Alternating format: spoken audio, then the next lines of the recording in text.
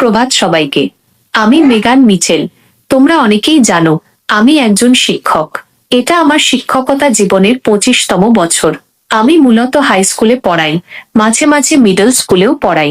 এত বছর ধরে পড়াতে পড়াতে আমি লক্ষ্য করেছি কিছু ধরনের শিক্ষার্থী বারবার দেখা যায় একই ধরনের মনোভাব, একই ধরনের আচরণ।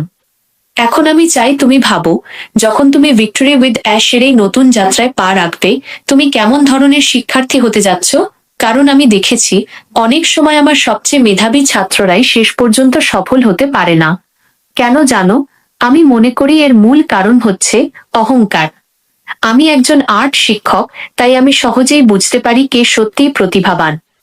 একজন ছাত্র যখন প্রথম ক্লাসে আসে এবং কিছু আঁকা শুরু করে, আমি সাথে সাথেই বুঝতে পারি এই শিশুর মধ্যে জন্মগত সৃজনশীলতা আছে, প্রতিভা আছে। কিন্তু দুর্ভাগ্যবশত এদের অনেকেই বেশি দূর পর্যন্ত টিকে না, কারণ তাদের মনে এক ধরনের অহংকার কাজ করে। তারা ভাবে আমি তো আগেই সব জানি, আমাকে কেউ শেখানোর দরকার নেই। তারা নতুন কিছু চেষ্টা করতে চায় না, অন্যভাবে শেখার আগ্রহ রাখে না। এটা খুবই দুঃখজনক, কিন্তু বাস্তবে বারবার এমনটাই দেখি। তাই আমি তোমাকে জিজ্ঞেস করতে চাই, তুমি কি কোচেবল? তুমি কি টিচেবল? তুমি কি শেখার মতো মন রাখো? তুমি কি নিজের অহংকারকে একপাশে রেখে নতুন কিছু শিখতে পারবে?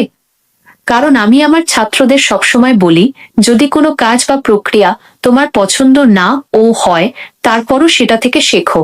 অন্যভাবে শেখা তোমার নিজের দক্ষতাকে আরো গভীর ও সমৃদ্ধ করবে। এটা তোমাকে নতুন দৃষ্টিভঙ্গি দেবে, নতুন চিন্তার পথ খুলে দেবে।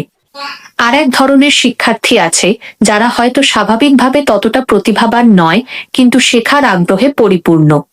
তারা সবসময় ফিডব্যাক চায়, নিজের ভুল স্বীকার করতে পারে, নিজের অহংকার ত্যাগ করে একাগ্রচিত্তে পরিশ্রম করে। এবং আশ্চর্যের ব্যাপার, শেষ পর্যন্ত তারাই সবচেয়ে সফল হয়। কারণ তারা শুধু প্রতিভার উপর নির্ভর করে না, তারা কাজ করে, পরিশ্রম করে, বিনয়ী থাকে এবং শেখার মনোভাব ধরে রাখে। তাই ভাবো, তুমি কেমন শিক্ষার্থী হতে চাও যখন আমরা সবাই ভিক্টরি উইথ অ্যাশ এর নতুন অধ্যায় প্রবেশ করব। মনে রেখো, স্বাভাবিক প্রতিভা না থাকলেও যদি তোমার মন খোলা থাকে, বিনয় থাকে, শেখার আগ্রহ থাকে, তাহলে তুমি অনেক দূর যেতে পারবে। সবশেষে একটা কথাই বলবো, বিনয়ী থেকো, মন পরিষ্কার রাখো, আর তোমার হৃদয় যেন সঠিক স্থানে থাকে। আল্লাহ তোমাকে আশীর্বাদ করুন।